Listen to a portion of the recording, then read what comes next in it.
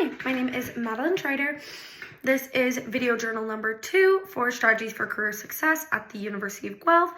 The code is MGMT 3100, and this is my video journal number 2. We're going to answer some questions here today. So the first question I've been asked are, what are your initial thoughts about being a failure as being important and unavoidable and a part of your career? I said that being a failure is important and unavoidable for many reasons. First of all, it's unavoidable because everyone fails at something in their life. No one's perfect, and everyone has to fail at something before they can succeed more. I'm a firm believer of that, and it's important for many reasons. I said that it builds resiliency, character development, and it allows you to grow and continue to make more advances for yourself in the future. If you give up after initial failure, most people are just not going to succeed in their goals, which is really negative. Building goals and having failure go hand in hand together. That's why failure is so unavoidable and so important, because if you don't have failure, then your goals will just evaporate.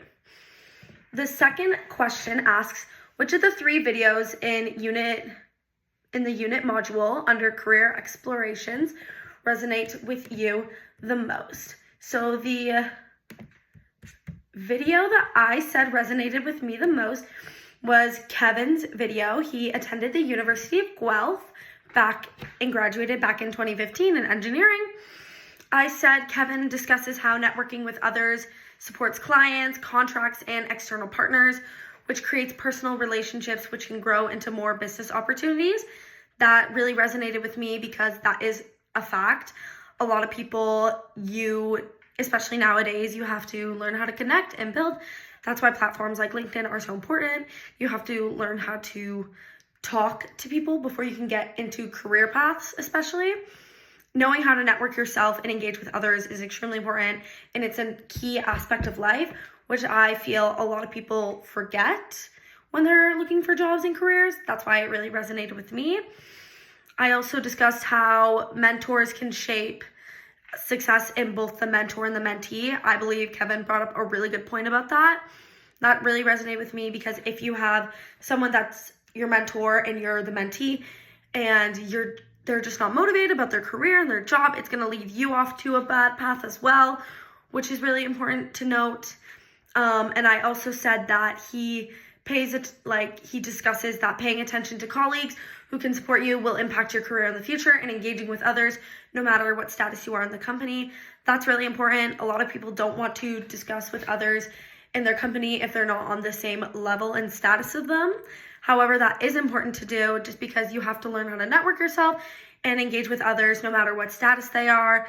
Kevin really resonated with me in his video, and he did an amazing job.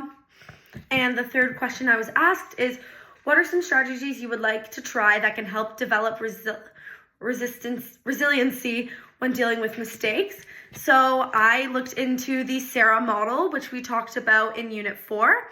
This model allows you to better understand our feelings and how we can cope with them as a whole. It goes from the shock of being a failure to anger, resiliency, and then acceptance, which is a really good metaphor about how when you first initially fail something, how you're just in complete shock, and why these steps are important to note and to memorize and keep track of so you know why you're feeling these emotions. I also discussed about how you can have self-compliance with yourself, treating yourself with kindness and allowing yourself to know that you made a mistake and improve on it. A lot of people are ashamed to admit they made a mistake, and that's why a lot of people continue to fail.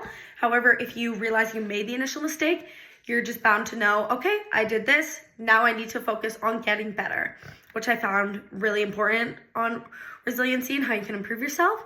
And I also put that you should prioritize your self-care and ensure that you don't burn yourself down or burn yourself out, and take care of your mental health as well. So thank you.